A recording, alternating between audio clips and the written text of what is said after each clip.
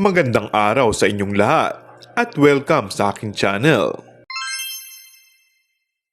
Paolo Avellino, inaming mahal si Kim.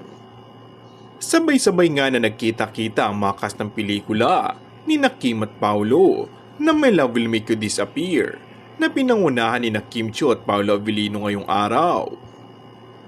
Dinagsanga ng libu-libong komento at likes ang nasabing litrato na ipinost ng mga tagahanga na halos bet na bet nila ang mga artista na makakasama ng kanilang mga idolo. Muli nagtrending din ngayong araw sa iba't ibang social media platform ang pangalan ng dalawa.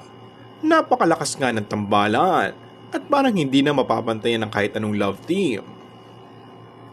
Samantala, walang dudang kinilig si Kim Chiu matapos itong marinig ang revelasyon ni Paolo Avellino tungkol sa kanya. Nagpasalamat kasi ang aktor sa lahat ng Kim Po fans, sa lahat ng tumatangkilik at naghihintay sa kanila at sa kanilang pagsasama sa bagong proyekto.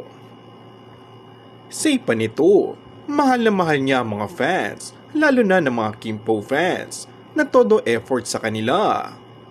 At syempre hindi nakalimutan na pasalamatan ng kaparehan na si Kim. Hindi man daw diretsahan, ngunit batid ng mga fans kung para kanino at sino ang mahal na mahal na tinutukoy ng aktor. In fairness, simpleng gesture nga at salita ay hindi lang sila basta nagpapakilig. Mahusay silang mga aktor at grabe ang impact ng kanilang mga chemistry.